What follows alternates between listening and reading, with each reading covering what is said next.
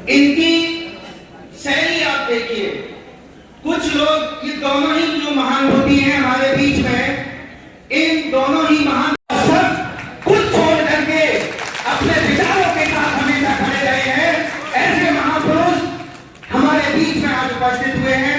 उनमें से बालों का फैसला आया है तो संविधान का भी काम कर रहा है ना, सर आप मानते हैं? वो फैसला माननीय सर्वोच्च न्यायालय का है, तो न्यायपालिका में तो हम लोगों की आस्था है ही। हम तो मानते हैं कि न्यायपालिका सशक्त होनी चाहिए, न्यायपालिका को निष्पक्ष काम करने की पूरी अवसर मिलने चाहिए।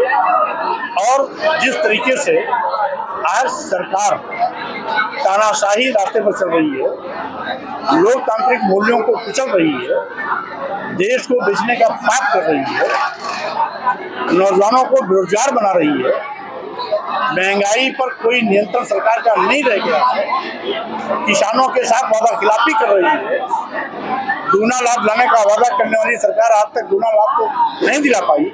अलबत्ते आज जब किसानों का उत्पाद होता है तो सरकारी क्रकेन नजारा हो जाते हैं, बिचौलियों के माध्यम से मजबूरी में किसानों को अपना उत्पाद बेचना पड़ता है। छुट्टा जानवरों का आतंक अलग से है। हमने तो देखा मैनपुरी, एटा, इटावा, रात में लोग अपनी खेत को ताकते नजर आते हैं। अगर एक बार तो हमने पूछा, भाई ताश में क्यों चल रहे हो, तो कहा जानवर छुट्टा आते हैं, चढ़ जाते हैं, इसलिए रखवाई कर रहे हैं। हालांकि आज यहाँ तक कि अभी जो 145 सांसदों को लोकसभा से बाहर का रास्ता दिखाया गया, बाहर किया गया 145 पार्लियामेंट से, ये क्या है? ये लोकतंत्र कुचलने की बात नहीं, तो आखिर है क्या? जो बहस के लिए बनी हो पार्लियामेंट, उस पार्लियामेंट में सरकार बहस से कतराती हो और बहस की मांग करने वालों को सरकार के इशारे पर बाहर कर दिया जाता हो, तो स्वाभाविक रूप से इस सरकार का लोकतंत्र में विश्वास नहीं। यही कारण है कि आज तानाशाही रवैये से सब कुछ मनमाने और तरीके से सरकार अपने प्रभाव में लेके काम कर रही है। आज शिक्षा महंगी कर रही है, हर चीज में, छोटी से लेकर बड़ी चीज सब में जीएसटी, छोटी छोटी चीज। और आज जिस तरीके से महंगाई की मार से आम जनता परेशान है, सरकार का उसको नियंत्रण का कोई प्रभाव नहीं। तो कुल मिलाकर के हर मुद्दे पर सरकार फेल हुई है, सरकारी संपत्तियां बेची जा रही है।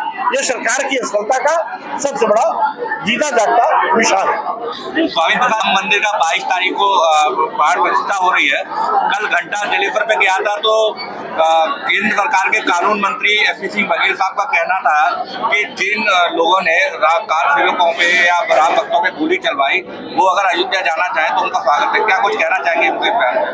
SP सिंह बघेल जी हमारे बहुत अच्छे साथी रहे हैं, और जिसमें अयोध्या में राम मंदिर पर घटना घटी थी, वहां पर बिना किसी न्यायपालिका के निर्देश के, बिना किसी प्रशासनिक आदेश के बड़े पैमाने पर अराजक तत्वों ने जो तोड़फोड़ की थी, तत्कालीन सरकार ने संविधान की रक्षा के लिए, कानून की रक्षा के लिए, अमन चैन कायम रखने के लिए उस समय जो गोली चलवाई थी, वो सरकार का अपना कर्तव्य था, सरकार ने अपना कर्तव्य निभाया था। रही बात, SP सिंह बघेल भी उस समय समाजवादी पार्टी में थे, जिस समय की वो बात कर रहे हैं वो भी समाजवादी पार्टी में थे, जिस समय अयोध्या वाला प्रकरण चला था, इसलिए उनको नहीं बोलना चाहिए। आप जो बयान, जो आप लोग, आपका जो बयान आजकल मीडिया की सुर्खियों में रहता है, जो आप बयान जो आप जो देते हैं, उसको लेकर के सत्ता पक्ष के लोग कहते हैं कि भाई स्वामी प्रकाश महतो तो हिंदू धर्म विरोधी है, देवी देवता को गाली देते हैं। अब सही मायने में आज मैंने क्या बोला, मीडिया इस पर क्यों नहीं बहस करती? 10 दिन पुराने बात को क्यों उछालती है?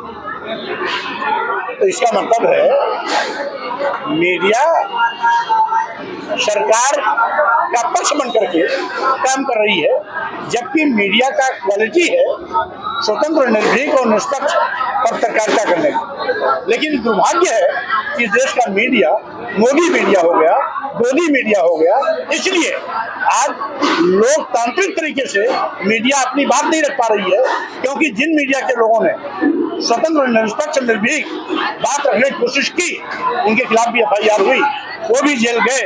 वो भी तमाम ऐसे बड़े बड़े पत्रकार को बाहर का रास्ता दिखाया गया, लेकिन फिर भी वो अपने पर अड़े हुए हैं। आज भी लोकतंत्र की रक्षा के लिए हर खतरा मोल लेकर के वो बेबाक तरीके से निष्पक्ष बात कर रहे हैं, लेकिन बहुतेरे ऐसे मोदी मीडिया वो सरकार के इशारे पर बात करते हैं। तो स्वाभाविक रूप से हमें भी दुख होता है कि जिन ज्वलंत मुद्दों पर हम बात करते हैं, उन मुद्दों को तरजीह न दे करके पुराने गड़े मुद्दे उठाने की कोशिश करते हैं। एक बार इंडिया देखिए, ये विपक्ष के सारे राष्ट्रीय पार्टी के नेताओं की जिम्मेदारी, राष्ट्रीय अध्यक्षों की जिम्मेदारी है कि इंडिया गठबंधन किस रूप में होना चाहिए, और जिसको भी इंडिया गठबंधन में आना था तो वे सब आ भी गए हैं। अभी बहुजन समाज पार्टी इंडिया गठबंधन सम्मिलित नहीं हुई है, इसलिए बहुजन समाज पार्टी क्या करेगी उसके फैसले के विषय में इसका सही उत्तर तो बहुजन समाज पार्टी की सुप्रीमो बहन मायावती जी ही करेंगी। उस पर हम कुछ टिप्पणी न नकारात्मक कर सकते हैं न सकारात्मक कर सकते हैं। अच्छा, गठबंधन स्टेट है और जो दिल्ली का रास्ता है ना वो यूपी से ही निकल के जाता है, तो आपको क्या लगता है कि इस समय बीजेपी की सबसे ज्यादा सीट है, तो 2024 के चुनाव में जो गठबंधन इकट्ठे हुए हैं सारे मिलकर के, तो कितना काम कर पाएंगे? देखिए, 2024 भाजपा की विदाई का चुनाव होगा। ये सुनिश्चित करने के लिए इंडिया गठबंधन पूरी मजबूती के साथ चुनावी समर में कूदने जा रहा है। कितनी सीट है इंडिया गठबंधन का आपको लगता है? देखिए, 80 लोकसभा सीटों का उत्तर प्रदेश है। हमारी कोशिश होगी कि हम बीजेपी को बाहर का रास्ता उत्तर प्रदेश के बलबूते पर ही दिखाएं, हम जीतने का प्रयास करेंगे। अच्छा, विपक्ष भी लगातार नरेंद्र मोदी और यूपी सरकार पर आरोप लगा रहा है कि जो राम मंदिर का निर्माण हो रहा है वो इसका पॉलिटिकल माइलेज दे रहे हैं 2024 के चुनाव के लिए, और इस पर तो राजनीति हो रही है। आप क्या कहना चाह रहे हैं? भारतीय संविधान के अनुसार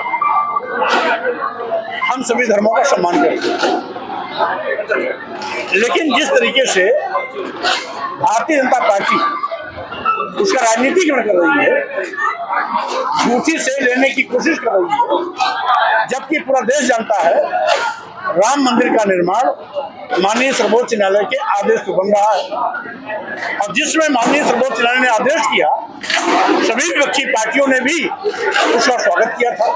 तो इसका मतलब है रामलला मंदिर बनने पर कोई एतराज किसी को नहीं, लेकिन भारतीय जनता पार्टी जो झूठी वाहवाही लूटने की कोशिश कर रही है, श्रेय लेने की कोशिश कर रही है कि हमने तीर चलाया मंदिर बन गया, तो मैं कहना चाहता हूं अगर भारतीय जनता पार्टी इतनी काबिल थी तो माननीय अटल बिहारी वाजपेयी जी बहुत बड़े नेता थे, 3 बार प्रधानमंत्री थे, उसमें राम मंदिर क्यों नहीं बना?